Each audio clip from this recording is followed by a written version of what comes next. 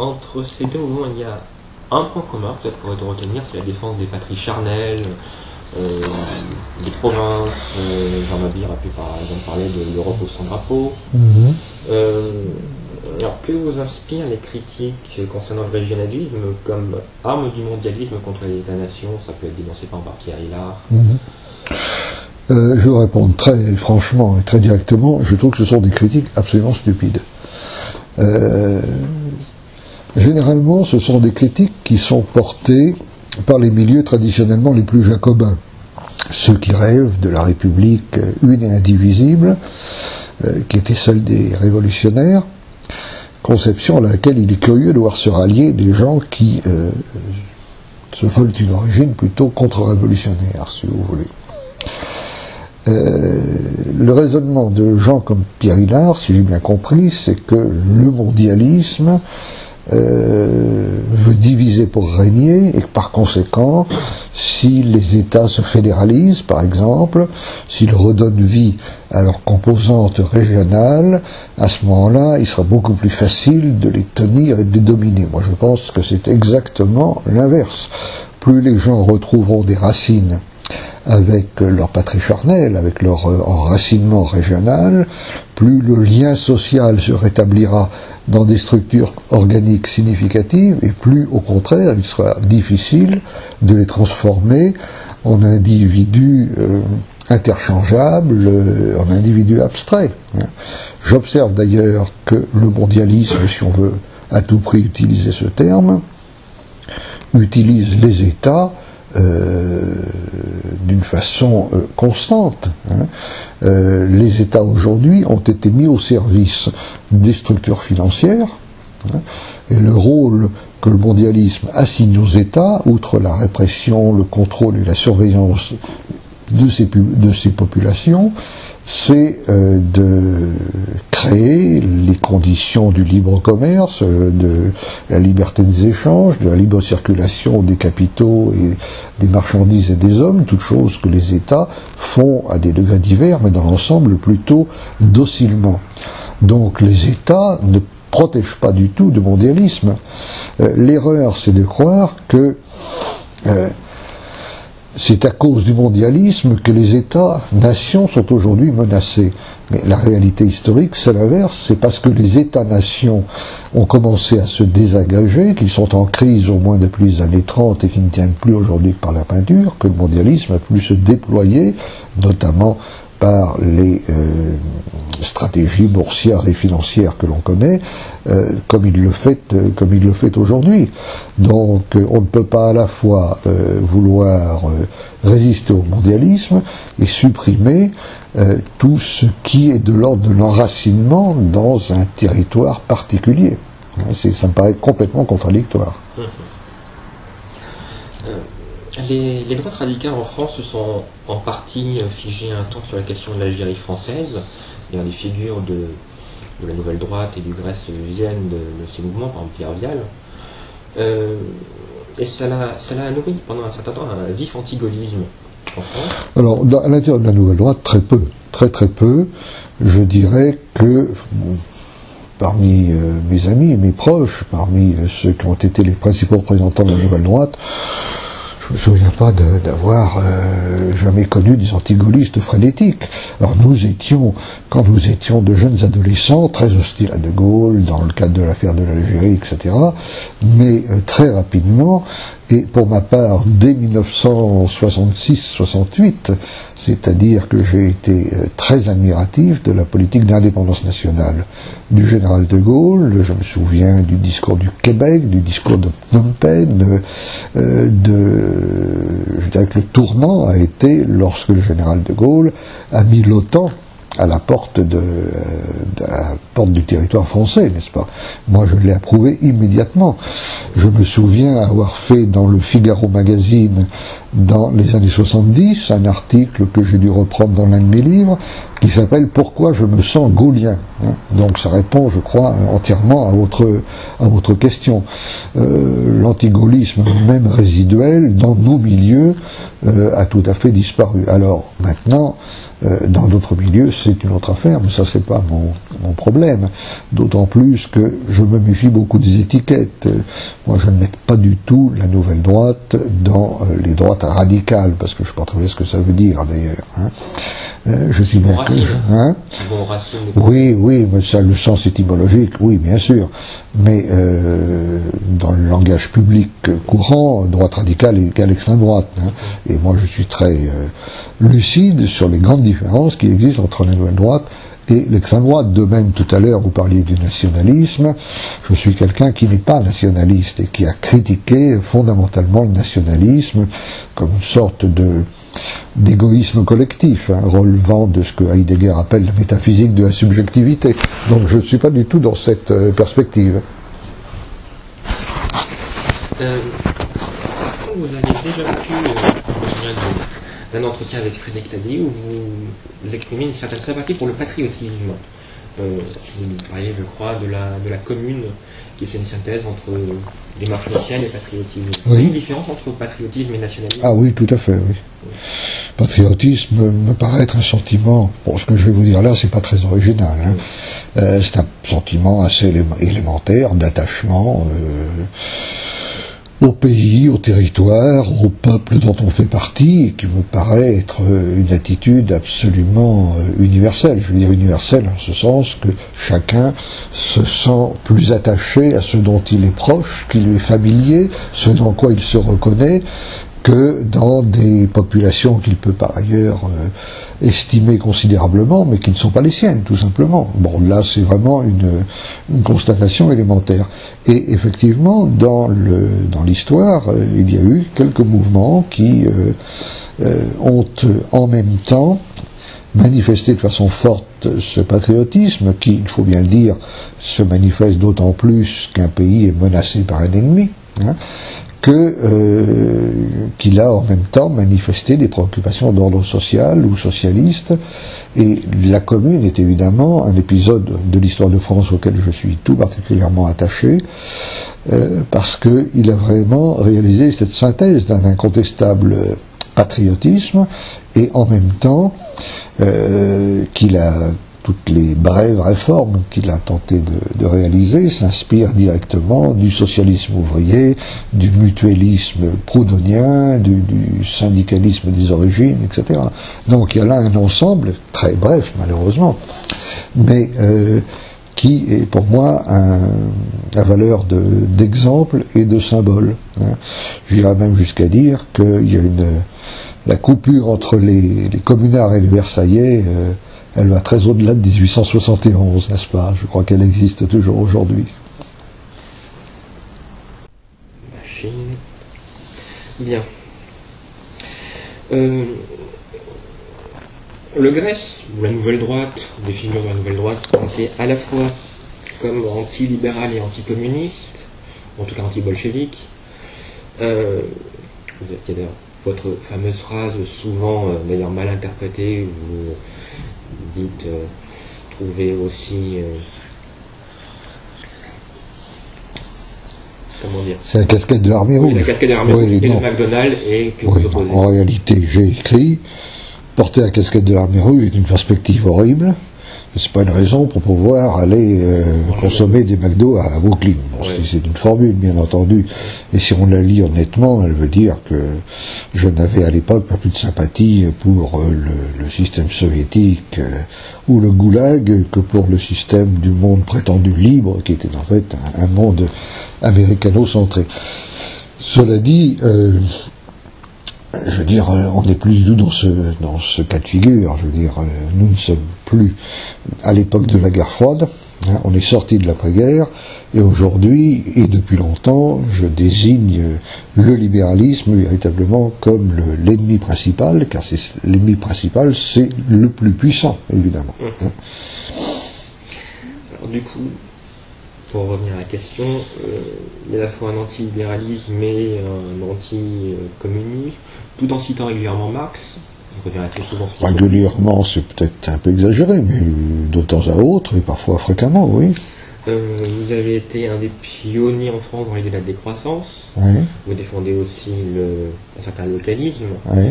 Du coup, comment vous définiriez-vous économiquement? Économiquement, je me définierais, de façon négative assurément, comme un adversaire résolu et définitif du capitalisme. Donc je fais mienne toute la plupart des critiques adressées par le mouvement socialiste des origines au capitalisme, qui est devenu aujourd'hui un capitalisme d'ailleurs essentiellement financier, plus encore qu'un capitalisme marchand ou industriel. Je suis par ailleurs hostile au productivisme. C'est là où je me distingue de la Russie soviétique, par exemple, si vous voulez, qui voulait battre les capitalistes sur leur propre terrain en faisant encore plus de production, encore plus... Le stakhanovisme. Oui, le stakhanovisme était un aspect des choses, mais c'était fondamentalement un productivisme. Dans les deux cas, on retrouvait l'idée que l'homme n'est qu'un producteur et un consommateur, et c'est cette conception générale des choses, au-delà de la critique du capitalisme, que je récuse. La décroissance, où je me suis mis à l'école de gens comme Serge Latouche, par exemple, va tout à fait dans le même sens, le localisme aussi, démocratie participative, renouveau du lien social, relocalisation de la production, etc. Donc, ma critique, en réalité, est une critique qui dépasse le système capitaliste en tant que système économique. Si l'on interprète le capitalisme uniquement comme un système de production économique, je crois qu'on passe à côté de l'essentiel.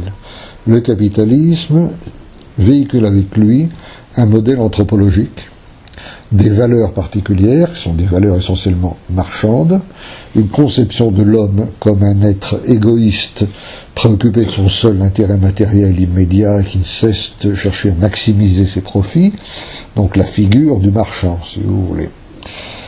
Par conséquent, avant de prendre position en faveur d'un système économique, il y a, à mon sens, pour reprendre ici la belle expression de Serge Latouche, il y a à mon sens nécessité de décoloniser l'imaginaire symbolique des valeurs purement utilitaristes et marchandes qui l'encombrent.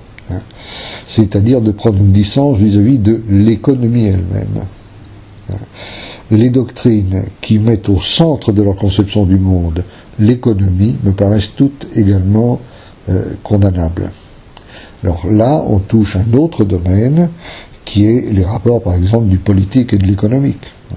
On peut caractériser la modernité comme une montée progressive de l'économie qui s'autonomise d'abord, parce qu'avant elle était totalement dépendante du politique, qui s'autonomise par rapport au politique et finalement va gonfler, prendre de la force et va finir par s'imposer aux politiques. On voit bien aujourd'hui avec la politique de la dette, la dépendance vis-à-vis des marchés financiers, des agences de notation, de la finance de marché, etc., à quel point les structures politiques sont dominées par l'économie. Donc il y a un renversement général des choses qui est à faire, de façon à redonner à la politique, ou aux politiques, pour reprendre la distinction de Carl Schmitt, aux politiques ses prérogatives sur la chose économique elle-même. Alors maintenant, sur où est-ce que je me situe sur le plan de l'économie, je pense qu'il faut qu'il y ait un peu de marché, il faut qu'il y ait par ailleurs un secteur public, et il faut qu'il y ait par ailleurs un tiers secteur de type associatif, coopératif ou autre, si vous voulez. Mais l'essentiel, c'est de sortir de ce système de production et de consommation qui nous emmène vers une course sans fin à base de gadgets renouvelés, d'exigences toujours plus grandes, et où finalement les gens travaillent toujours plus pour vivre toujours moins. Vous allez vous intéresser à l'école ordolibérale en Allemagne? Oui, c'est une école mixte, une école, je dirais, libérale, mais qui en même temps essaye de corriger les vues un peu extrémistes de certains auteurs libéraux. Hein. L'un des grands théoriciens de l'économie ordolibérale allemande, c'est Wilhelm Röpke. Hein. Röpke, par opposition à des gens comme Hayek, comme Friedman, ne croyait pas que le marché était le système naturel de vie des sociétés. Il était bien conscient que le marché au sens moderne du terme, comme l'a montré Karl Polanyi dans la grande transformation, est un système qui a été mis en place dans une très large mesure par l'État. Il essayait donc de trouver une tierce voie. Ce n'est pas sans intérêt, mais à mon avis ça ne va pas assez loin. Et puis surtout, c'est un peu passé de, je dis pas de mode, mais l'ordolibéralisme avait été à l'origine de ce qu'on appelait le capitalisme rénant. Et le capitalisme rénant, aujourd'hui, il est de plus en plus anéanti par le capitalisme financier de type anglo-saxon. Donc c'est une école qui est intéressante à étudier du point de vue de l'histoire des idées, mais qui ne me paraît pas receler en elle-même des solutions aux problèmes actuels. D'accord. Avez-vous un avis particulier sur les... Ça peut être un peu fourre-tout comme expression, mais les troisième voies ibériques, les Stato Novo, la Phalange, l'Asso Integralista, Juan Perón. Ce sont des choses assez différentes. Le problème de l'expression troisième voie, c'est qu'on peut y mettre des tas de choses extrêmement variées. Vous savez, c'était à l'époque de la guerre froide, c'était très à la mode en disant moi je suis pas communiste, je suis pas libéral, alors donc troisième voie. Mais enfin troisième voie, finalement, ça a fini avec Tony Blair en Grande-Bretagne, The Third Way. C'est pas très brillant. Alors les organisations ibériques, portugaises, espagnoles, sud-américaines dont vous parlez, sont à mon avis des choses assez différentes. Les Stato Novo de Salazar est une structure conservatrice, un peu bourgeoise, un peu réactionnaire. La Phalange et le mouvement de Getúlio au Brésil, surtout le mouvement brésilien, était assez proche du fascisme. Le péronisme, c'est encore autre chose. Il y a certaines similitudes avec le fascisme mussolinien, mais il y a en même temps une composante plus directement populiste au sens sud-américain du terme, qui explique sa persistance dans l'imaginaire. Ce qui est intéressant dans le péronisme, c'est que finalement, en Argentine, presque tout le monde est péroniste, même si évidemment il a été largement trahi dans ses principes, mais et puis il y a la figure extraordinaire d'Eva Perón, qui reste un mythe et quasiment une sainte dans l'imaginaire collectif. On ne voit rien de tel avec les autres mouvements dont vous parlez. Mais par exemple, l'intéressant dans l'Asso Integralista, c'est le fait qu'on a un nationalisme qui n'est pas raciste. Oui, mais vous savez, un très grand nombre de nationalismes ne sont pas racistes. Le fascisme mussolinien jusqu'en 1938 n'est ni raciste ni antisémite. Donc, il ne faut pas être prisonnier de de l'anachronisme qui règne aujourd'hui dans les médias, où finalement tout ça c'est la même chose. Alors on met le nazisme, le fascisme, l'antisémitisme, le racisme, on touille tout ça, et puis bon, on sert le même brouet. Non, bien entendu, il a été possible d'être fasciste sans être ni antisémite ni raciste, d'être raciste et anti-nazi, comme l'étaient les États-Unis qui ont fait la guerre à Hitler, mais qui était quand même un régime de ségrégation, faut quand même pas l'oublier.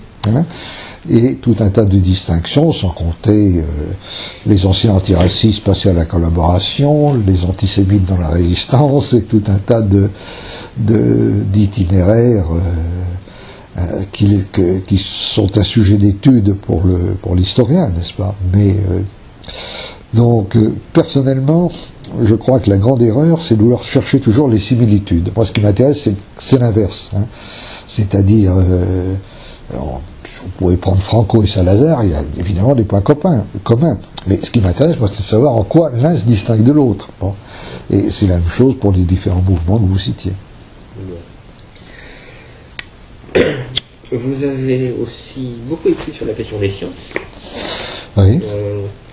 Que vous inspirent les évolutions récentes dans le domaine de la biologie, les tests de gestation ex utero, qui sont appelés de leur vœu par une féministe comme Marcella Yacoub, ou encore le transhumanisme dont peut parler Jacques Attali, la parthénogénèse, l'androgénèse.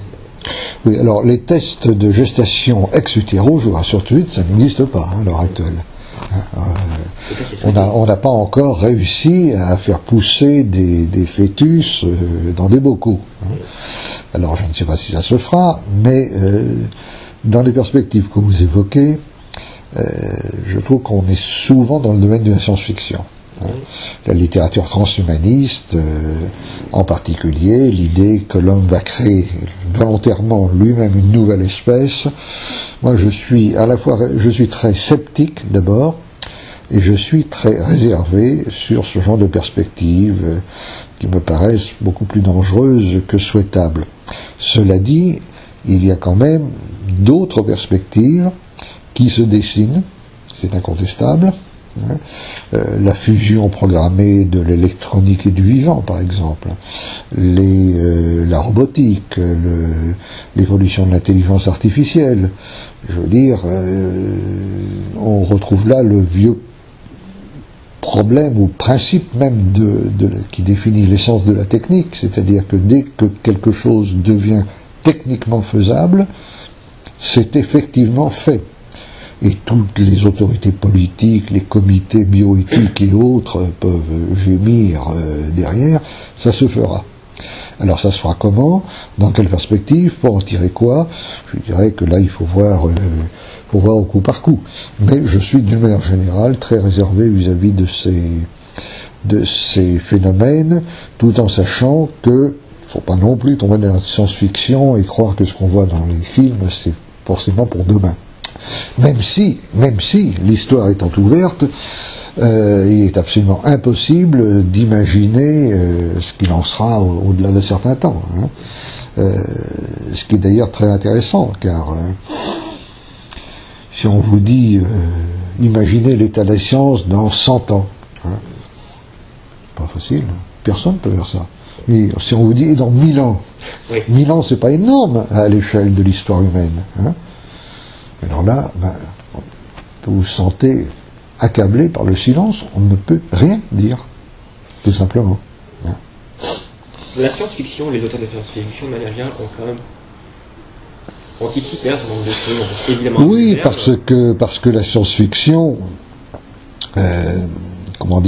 s'enracine souvent dans des perspectives qu'on voit se dessiner. Alors par l'imagination, on les développe, et il y a un certain nombre de choses. Les auteurs de science-fiction qui imaginaient que un jour, quand on appellerait quelqu'un au téléphone, on le verrait, n'est-ce pas? Ça s'est réalisé, bien entendu. Mais pour beaucoup d'autres choses, il faudra sans doute attendre pour plus longtemps. Le dernier ouvrage que vous avez publié, Les démons du bien, parle entre autres de la théorie du genre. Surtout de la théorie du genre. Oui. Les trois quarts du livre sont là-dessus. Aussi du nouvel ordre moral. Oui, bien sûr. Mais enfin, en proportion, il y a les considérations sur le nouvel ordre moral servent un peu de préliminaire au gros du livre, qui est la théorie du genre. Alors, que vous inspire l'introduction de cette théorie, de ces théories, puisque c'est le nouvel argument du gouvernement, il y en a plusieurs, dans les programmes scolaires, y compris en biologie, plutôt qu'en philosophie ou en psychologie. Il y a eu, il y a peu de temps, la reconnaissance en Australie d'un individu sans genre légal. En Allemagne, l'introduction d'un troisième genre, qui serait théoriquement réservé aux intersexes. Bon, je crois qu'il ne faut pas s'arrêter à quelques épisodes anecdotiques, si vous voulez. Les individus qui n'auront pas de genre à naissance, ou enfin, ce que vous venez de citer, ça ne va pas se multiplier. Mais, en revanche, il y a incontestablement une offensive très grande de la théorie du genre, et là on est en pleine actualité, puisque tout le monde parle de ça. Dans mon livre, j'essaye de montrer les origines de la théorie du genre, et je la rattache à une branche, mais une branche seulement, du mouvement féministe. J'essaye de montrer qu'il y a toujours eu deux grandes tendances à l'intérieur du mouvement féministe. Une tendance que je trouve plutôt positive et sympathique, que j'appelle le féminisme identitaire ou différentialiste, qui considère que dans l'histoire, les femmes ont souvent été réprimées, brimées, par ce qu'on appelle traditionnellement le patriarcat, etc. Et que par rapport à cela, il importe de réhabiliter ou de promouvoir le féminin. C'est-à-dire, on a trop privilégié le masculin, il faut réhabiliter le féminin. Personnellement, je ne trouve rien à redire à cela. L'autre branche du féminisme est totalement différente. Je l'appelle universaliste ou égalitaire, car elle ne cherche pas du tout à revaloriser le féminin, bien au contraire. Elle prétend qu'il n'y aura d'égalité entre les sexes que le jour où plus rien ne distinguera les sexes. Donc elle nie à la fois le féminin et le masculin, c'est-à-dire qu'elle dit que le sexe compte pour rien, qu'il n'y a que des individus, des universels abstraits, etc. La théorie du genre est exactement dans cette perspective-là. Qu'est-ce qu'elle nous dit? Elle nous dit, au fond, le sexe n'a rien à voir avec l'identité sexuelle. Ce qui, évidemment, quand on l'exprime sous cette forme, est un peu bizarre. Parce que si le sexe n'a rien à voir avec l'identité sexuelle, alors elle vient d'où l'identité sexuelle? Alors la réponse, c'est ça vient du genre. Alors qu'est-ce que c'est que le genre? Le genre, c'est une construction sociale qui ne renvoie à rien, qui résulte de la transmission de conventions, de stéréotypes véhiculés depuis l'enfance par le milieu familial ou social, ou du désir individuel. Par conséquent, tout ce qui renvoie vers la biologie, tout ce qui renvoie vers le sexe au sens physiologique, anatomique, biologique du terme, est compté pour rien. Et par conséquent, à la naissance, les individus sont fondamentalement neutres du point de vue de l'identité sexuelle, c'est-à-dire que le fait de naître fille ou naître garçon n'a aucune conséquence nécessaire, même dans la potentialisation, pour ce qui est des comportements. Il n'y a pas de comportement masculin, il n'y a pas de comportement féminin, etc. L'un des arguments qui est utilisé, c'est de dire, regardez les différentes cultures humaines, les rôles sociaux qu'elles attribuent aux hommes et aux femmes ne sont pas toujours exactement les mêmes. C'est un très mauvais argument, car il y a des variations, bien entendu, mais jamais une culture n'attribue les mêmes rôles sociaux aux hommes et aux femmes. Alors il y a des variations sur le masculin et le féminin, mais c'est toujours en relation avec les sexes. Moi, je ne suis pas du tout quelqu'un qui nie qu'il y ait une part de construction sociale dans l'identité sexuelle. Ce que je dis, c'est que cette construction sociale se fasse sans aucun rapport avec le sexe. Il y a toujours une base. Alors, ce qui est extraordinaire, c'est que depuis quelques jours, étant donné que cette théorie du genre introduite, comme vous l'avez dit, dans les écoles, se heurte quand même à une levée de boucliers de parents d'élèves, de gens qui disent, enfin, qu'est-ce que c'est que cette histoire? Les autorités ont une nouvelle attitude, qui consiste à dire « Ah mais la théorie du genre, ça n'existe pas ». C'est-à-dire que pendant des années, ils nous ont dit qu'il fallait la faire rentrer dans l'opinion, et l'enseigner dès le plus jeune âge, puis maintenant, elle n'existe plus. Alors, c'est vraiment se moquer du monde. D'abord, des dizaines, sinon des centaines de livres ont déjà été consacrés à la théorie du genre. On ne voit pas pourquoi ils ont consacré autant de livres à quelque chose qui n'existe pas. Deuxièmement, si cette théorie n'existait pas, comment se fait-il que depuis maintenant près de 20 ans, dans les différents documents publics des organisations internationales, des organisations européennes, le mot sexe a disparu, il est systématiquement remplacé par genre, Et surtout, comment expliquer que tout récemment encore, le ministre de l'Éducation nationale, Vincent Peillon, vantait les mérites d'une espèce de logiciel qui s'appelle l'ABCD de l'égalité, qui a été envoyé à tous les chefs d'établissement scolaire avec des outils pédagogiques pour lutter contre les stéréotypes. Or, ces stéréotypes ne peuvent être considérés comme des stéréotypes que si l'on a intégré la théorie du genre. Car les stéréotypes, c'est par exemple que les filles en général préfèrent jouer avec des poupées plutôt qu'avec des revolvers et des canons, hein, et pour les garçons c'est l'inverse. Il y a des exceptions bien sûr, hein, l'espèce humaine est très polymorphe, mais enfin il y a là quand même une certaine donnée de nature. Donc pour lutter contre les stéréotypes, on va systématiquement attribuer aux enfants filles des rôles masculins ou des rôles féminins aux garçons. Par exemple, j'ai vu tout récemment sur le site du ministère de l'Éducation nationale un outil pédagogique qui a trait à l'histoire du petit chaperon rouge.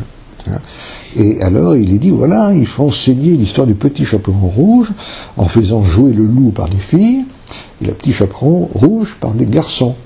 Car la lutte contre les stéréotypes, là je cite presque mot pour mot, passe par le fait de mixer les rôles. Et il est évident que quand on parle de mixer les rôles, on est très loin à la fois de la lutte contre les discriminations, de la promotion de la femme ou de quoi que ce soit, on est devant une volonté d'indistinction, d'indifférenciation, hein, qui évidemment se heurtera à des limites anthropologiques évidentes, car ça va à l'encontre de tout ce que l'on sait grâce aux études empiriques toujours plus nombreuses dont on dispose. Hein. Et c'est ça la lutte contre les stéréotypes. Alors on ne peut pas dire d'un côté la théorie du genre ça n'existe pas, et ensuite dire ce que nous faisons c'est lutter seulement contre des stéréotypes, alors que la définition de ces stéréotypes en tant que stéréotype n'est possible que sur la base des principes de la théorie du genre.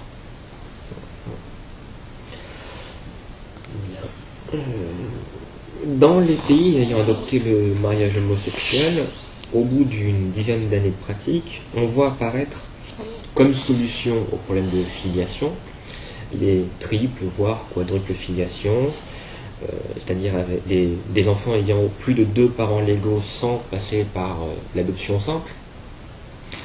C'est le cas au Canada, en Californie, la question se pose en Grande-Bretagne, en Autriche, aux Pays-Bas, et un arrêt rendu en août en France laisse présager cette possibilité.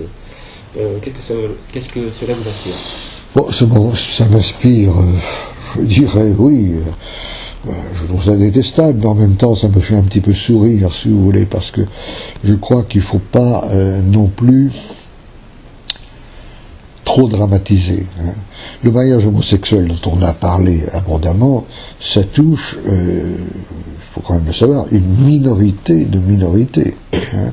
Les pays qui ont adopté le mariage homosexuel depuis assez longtemps, comme les Pays-Bas ou l'Espagne, c'est epsilon le nombre de mariages homosexuels. Hein. Ce sont généralement des majorités des mariages de lesbiennes. Moi je connais beaucoup d'homosexuels, j'en connais pas un seul qui veut se marier. Hein. Donc les homosexuels sont déjà quand même une nette minorité, et ceux qui veulent se marier sont encore une minorité de cette minorité. Alors c'est vrai qu'il y a des problèmes sur la filiation, mais là aussi il faut pas non plus voir les choses de façon caricaturale. Je veux dire, les homosexuels aujourd'hui, depuis toujours, peuvent adopter exactement comme les hétérosexuels. Le problème, c'est de savoir si on peut passer de la filiation par adoption à la filiation pleine et partagée. C'était en clair d'avoir 2 papas, quoi. Voilà, bon. Maintenant, vous avez par ailleurs, en dehors des problèmes des couples homosexuels, le phénomène des divorces, qui sont quand même 2 mariages sur 3 se terminent par un divorce, souvent suivi d'un remariage. Vous avez donc ce qu'on appelle les familles recomposées, et dans lesquelles il peut y avoir des filiations qui deviennent un petit peu difficiles à repérer. Mais au fond, pour moi, c'est pas tellement là l'essentiel, parce que quel que soit le mode de filiation, il y a des gens pour qui ça ne pose pas de problème dans leur existence individuelle, d'autres pour qui ça en pose. Hein. L'essentiel est peut-être ailleurs. L'essentiel, quelle que soit la structure de la famille, quel que soit le mode de filiation qui prédomine, c'est à mon sens beaucoup plus le problème de la transmission. Et malheureusement, les familles... petites familles classiques, papa, maman, les enfants, hein, sont pas forcément des familles qui transmettent mieux que les autres. Hein. Là, on pourra se faire d'illusions sur l'effet de la manifestation pour tous et ce genre de choses. Il y a une crise très profonde aujourd'hui à l'intérieur des familles, à l'intérieur des générations, à l'intérieur de l'école, parce que finalement tout ça se répercute. C'est le problème de la transmission. Les gens ne savent plus que transmettre, ni comment transmettre. C'est ça l'essentiel. Et par rapport à ce problème-là qui est vraiment fondamental, la structure des familles, leur évolution, bon, c'est quand même moins important. Un problème, disons, technique, juridique qui a été soulevé par exemple, Aude Mirkovic, c'était le problème de la remise en cause de la présomption de paternité en voulant appliquer la même technique juridique aux couples de même sexe et aux couples classiques. Oui. C'était un sujet qui a pu vous intéresser ou... Oui, c'est un des aspects. Vous savez, c'est comme un accordéon qui se déplie, c'est-à-dire que comme on est dans un univers qui veut tout rendre transparent, qui veut légiférer absolument sur tout, on crée des cas limites qui sont toujours de plus en plus compliqués, parce qu'il faut que la loi dise si c'est possible, pas possible, etc. Et à l'arrivée, on s'aperçoit que ça joue sur 0,001% de la population. Je trouve ça un petit peu exagéré. Alors on peut prendre chaque dossier, bien entendu, et aller y voir de plus près, mais moi, ma démarche est plus globale, si vous voulez. Ma démarche, c'est que la théorie du genre s'inscrit dans ce que j'ai appelé l'idéologie du même, c'est-à-dire toujours supprimer les différences, créer une société de clones ou de zombies, où les gens soient des consommateurs frénétiques sur un vaste marché planétaire. Le reste, bon, après c'est du détail, quoi. Mais il ne faut pas que les arbres finissent par cacher la forêt. En lisant les démons du bien, ce qui peut paraître, c'est un certain anti-biologisme des partisans de la théorie du genre. Et pour ce qu'on peut en comprendre, ce sont des mouvements généralement inscrits dans des démarches progressistes. Souvent les mouvements dits progressistes, ancrés à gauche, sont écologistes. Vous voyez-vous pas un paradoxe entre l'écologisme d'un côté, l'antibiologisme de la théorie du genre et l'association qu'il peut y avoir au sein de certains mouvements? C'est un relatif paradoxe, car vous savez que le mot nature a des significations extrêmement diverses. Quand on parle de nature, en faisant allusion aux données biologiques qui caractérisent les vivants, c'est une chose. Lorsqu'on parle de la nature, comme le font les écologistes pour désigner les écosystèmes, les paysages, les territoires, on est quand même dans des domaines qui sont fondamentalement différents. La théorie du genre a hérité de la philosophie des Lumières une attitude hostile à tout ce qui est de l'ordre du naturel biologique. L'idée que nous puissions être déterminés en quelque façon que ce soit par le fait de naître avec un certain nombre de caractéristiques plutôt qu'avec d'autres. Les philosophes des Lumières comme Helvétius ou Condorcet concevaient l'être humain comme une cire vierge, une table rase à la naissance, sur laquelle l'éducation et le milieu imprimaient leur marque sans qu'il y ait quoi que ce soit de déjà là, sans qu'il y ait quoi que ce soit en amont de nous. La théorie du genre, c'est la même chose. Elle reprend cette idée que l'on retrouve également chez Kant, que l'homme est d'autant plus humain qu'il s'éloigne de l'animal, qu'il s'éloigne de la nature, qu'il s'éloigne de la biologie, etc. Et par voie de conséquence, ces mêmes théoriciens représentent leurs adversaires comme des biologistes fous qui expliquent tout par les gènes et par l'hérédité, qui estiment qu'il y a un déterminisme implacable qui pèse sur les individus et les collectivités, ce qui est évidemment l'autre excès inverse. Quand on dit qu'il y a une réalité biologique, ça ne veut pas dire que nous sommes des objets agis par l'appartenance biologique. Nous ne sommes pas les objets de nos gènes. Il se trouve simplement que nous sommes des vivants. Qu'en tant que vivants, nous avons un certain nombre de caractéristiques, que l'hérédité, ça existe. Ce n'est pas non plus une détermination absolue, mais ça définit un socle. Or, la théorie du genre veut supprimer ce socle. La réponse à faire à la théorie du genre, ce n'est pas que la nature, la biologie détermine tout. Au contraire, moi j'ai toujours critiqué les idéologies purement biologisantes. J'ai publié un livre aussi sur les différences entre les hommes et les animaux, donc c'est pas du tout ma position. Mais ce sont, on est dans l'un et l'autre cas dans une sorte de tout ou rien, si vous voulez.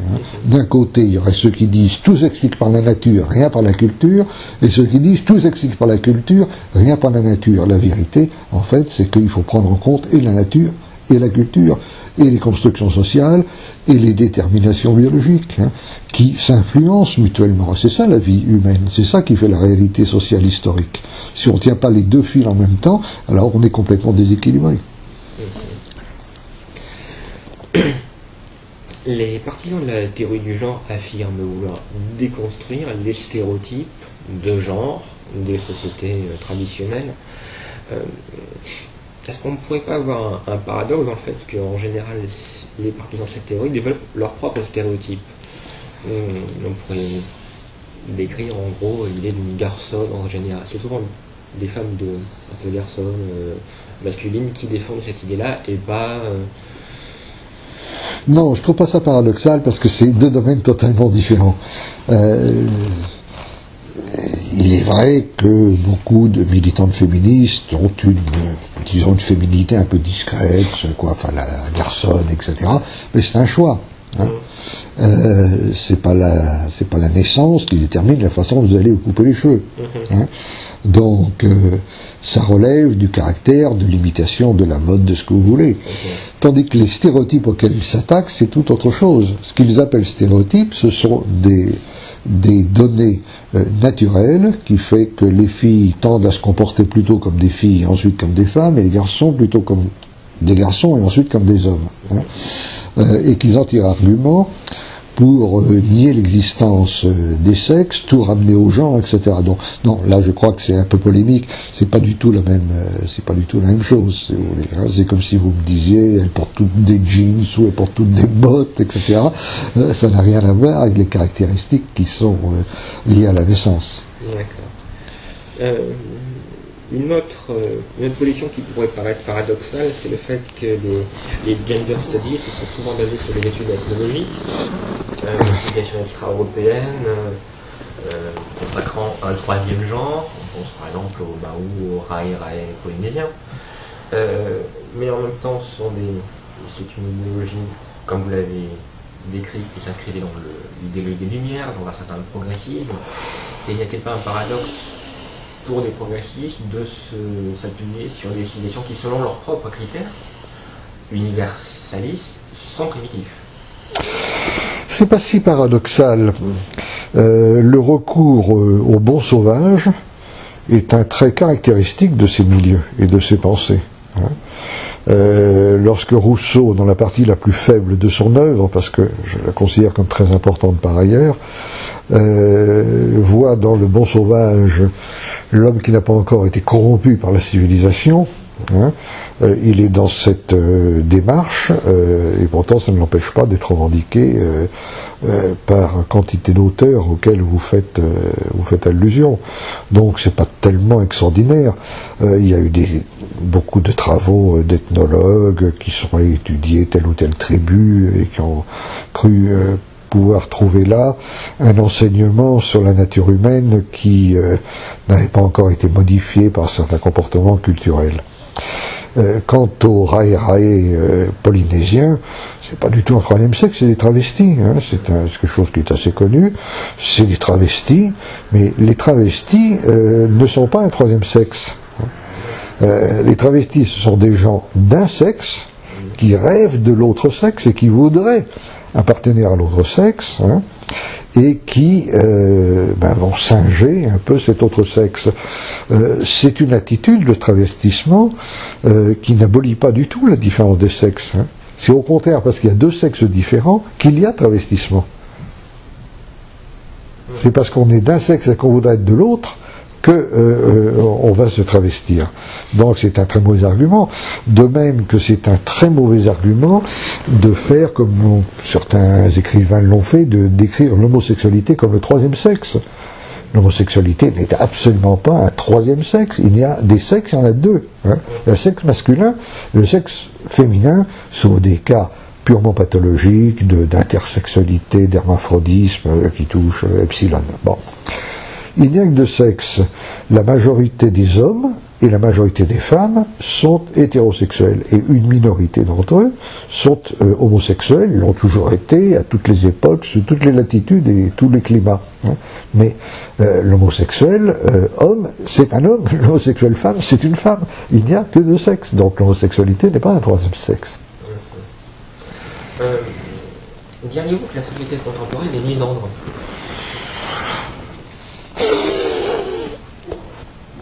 C'est peut-être un terme un peu fort. Disons qu'il y a une certaine dévalorisation de la masculinité. Ça, je crois que c'est incontestable. Les valeurs que l'on promeut aujourd'hui, qui ne sont pas en soi d'ailleurs de mauvaises valeurs, hein, les valeurs du dialogue, de l'échange, du soin, le care, hein, sont des valeurs qui ont traditionnellement toujours été rapportées au monde féminin beaucoup plus qu'au monde masculin. À l'inverse, les valeurs de virilité, de combat, de lutte, qui ont été traditionnellement rapportées aux hommes, sont aujourd'hui assez mal vues. Hein. Pour prendre une formule, il vaut mieux être une victime qu'un héros de nos jours. Hein. Or, la victime, ce sont les femmes qui s'en occupent, tandis que le héros, ce sont les hommes qui l'admirent, enfin théoriquement. Bon. Donc, je crois qu'il y a une certaine dévalorisation de la masculinité et de la virilité. Hein. Il y a tout un discours qui n'est pas très loin d'ailleurs de la théorie du genre, qui fait injonction aux hommes d'adopter des comportements plus doux, plus féminins, de ne pas être trop virils, parce que à ce moment-là on va dire qu'ils sont machos. Hein. Et on pourrait donner d'innombrables exemples, d'ailleurs un certain nombre d'auteurs, depuis Éric Zemmour jusqu'à Michel Schneider ou d'autres, où enfin plusieurs ont établi le catalogue. C'est évidemment gênant parce que on perd l'équilibre, si vous voulez. Je répète ce que je disais tout à l'heure, la promotion des valeurs féminines ne me gêne pas, bien au contraire, hein, mais je crois que on passe d'un déséquilibre à l'autre. Hein. Il y a une époque où, sans doute, les valeurs patriarcales primaient dans la société par rapport aux valeurs féminines. Aujourd'hui, c'est plutôt les valeurs féminines qui priment par rapport aux valeurs masculines, alors que les unes comme les autres sont, à mon sens, d'une égale valeur, mais également indispensables aussi à la vie collective.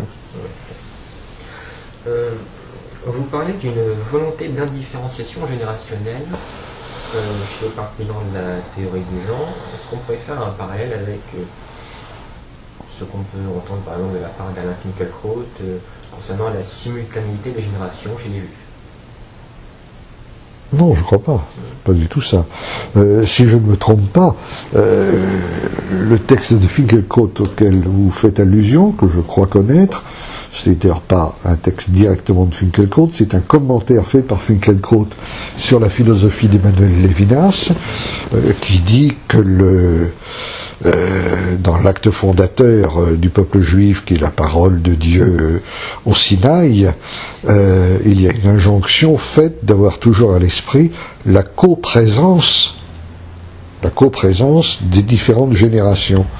Ce que je trouve d'ailleurs une assez belle image, qu'on trouve chez d'autres peuples sous une autre forme, c'est-à-dire ne pas oublier que on ne peut pas couper notre génération, c'est-à-dire la génération qui est présente et qui parle, de celles qui viendront après nous et de celles qui ont existé avant nous, et d'en tirer argument pour une plus grande responsabilité vis-à-vis de ceux qui nous ont précédés comme de ceux qui nous suivront. Je crois que c'est l'idée que, d'après Finkielkraut, voulait expliquer Lévinas. Ça n'a aucun rapport à ce que dit la théorie du genre, d'indifférenciation générationnelle, avec la théorie parent 1, parent 2, etc., que cette tendance à la distinction, dans mon livre, Les démons du bien, je la rapporte à ce que les psychanalystes appellent le fantasme d'auto-engendrement, n'est-ce pas? C'est-à-dire qu'on s'engendre soi-même, hein, sans avoir été engendré par d'autres. On se crée soi-même à partir de rien. Hein. On fait usage d'une liberté absolue qui n'est contrainte par rien et qui ne renvoie à rien. Alors moi j'admets très bien qu'on se construit soi-même, bien sûr, au cours de la vie, nous nous construisons tous, mais nous nous construisons à partir d'un matériau de base, à partir d'un socle, à partir d'un déjà-là. Hein. Parce que si on n'a pas ce déjà-là, on ne peut pas se construire, tout simplement. Donc non, ce sont deux choses totalement différentes. La négation du caractère donné du sexe, contrairement à un acquis que serait le genre, n'est-il pas une porte ouverte vers une négation du caractère donné de l'espèce, développement de certaines théories comme l'interspécisme? Oui, on peut dire ça. D'ailleurs, aujourd'hui, il y a des théoriciens des droits des animaux, comme Elisabeth de Fontenay ou Peter Singer, l'auteur philosophe australien, qui luttent contre le spécisme, n'est-ce pas? C'est-à-dire contre l'idée que il y a deux variantes.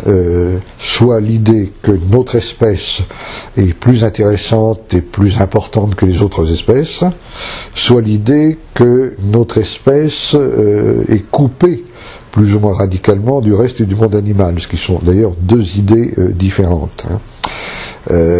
Dans le sens que, contenu dans votre question, il s'agit de l'idée que la barrière entre les espèces est finalement relativement fragile, qu'il n'y a pas de très grande différence. Tout récemment encore, il y a eu, je crois, une démarche judiciaire aux États-Unis qui visait à faire bénéficier des dispositions relatives aux droits de l'homme les grands singes, par exemple, hein, en disant, entre les hommes et les grands singes, il n'y a pas tellement de différence, donc faire sauter la barrière de l'espèce. Hein. Alors, bon, je crois que tout cela est un peu une démarche très abstraite. Les gens savent bien que les espèces sont différentes, même si, effectivement, ce ne sont pas des différences, absolues. Hein. Il suffit d'avoir vu des grands primates, des chimpanzés, des bonobos, pour savoir à quel point il y a une proximité par rapport à l'homme. Hein. Et je suis le premier à reconnaître que beaucoup de qualités, beaucoup de traits de comportement dont on avait fait un peu vite l'apanage de l'espèce humaine se retrouvent, certes à un degré différent, mais chez un très grand nombre d'animaux, de mammifères, etc. Donc, il n'empêche que c'est nous qui écrivons des livres sur les bonobos et pas les bonobos qui écrivent des livres sur les humains. Hein. Donc, il y a quand même une certaine différence.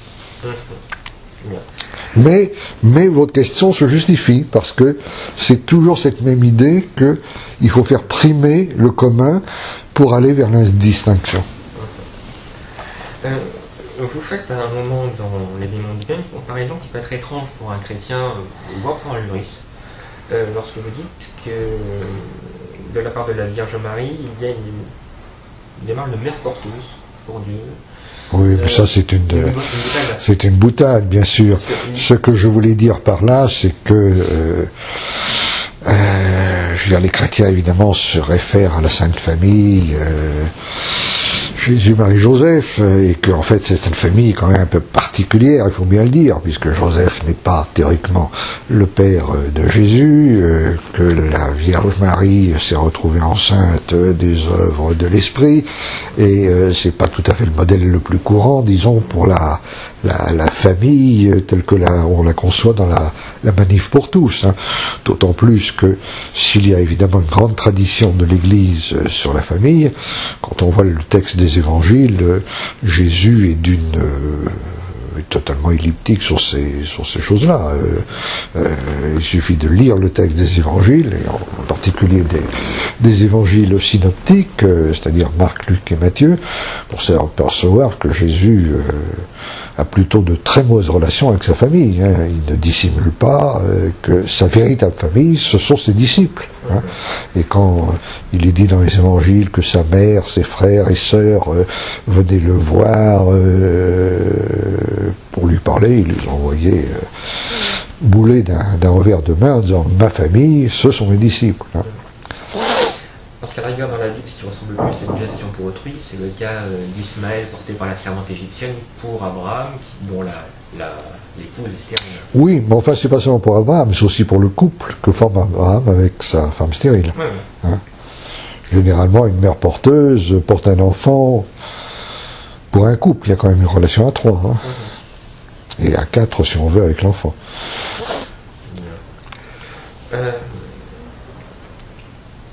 Il y a peu eu un débat autour de la journée de retrait de l'école initiée par Farida Belgour. On a pu assister à une réduction ad litterum la concernant, ce qui est un peu surprenant concernant son parcours. Oui. Puisqu'elle a été au Parti communiste. Oui. Elle a été dans la marche des beurs. Initiative 84. Oui. Ça vous inspire, quoi? J'essaye de ne pas passer trop de temps à ce genre de polémique parce que malheureusement on en voit tellement que je suis habitué à avoir traité de tout avec des mots excessifs, véritablement dépourvus de sens. La malheureuse Farida Belgoul, ce que je trouve plus étonnant et à certains égards plus choquant, c'est que dans la récente manifestation dimanche dernier, dite manifestation pour tous, où elle aurait normalement eu sa place, les organisateurs ont pris soin de la tenir à distance, ce qui est un peu étonnant, puisqu'elle avait entrepris cette action dont on peut penser ce qu'on veut, de retrait de l'école par rapport à l'enseignement de la théorie du genre.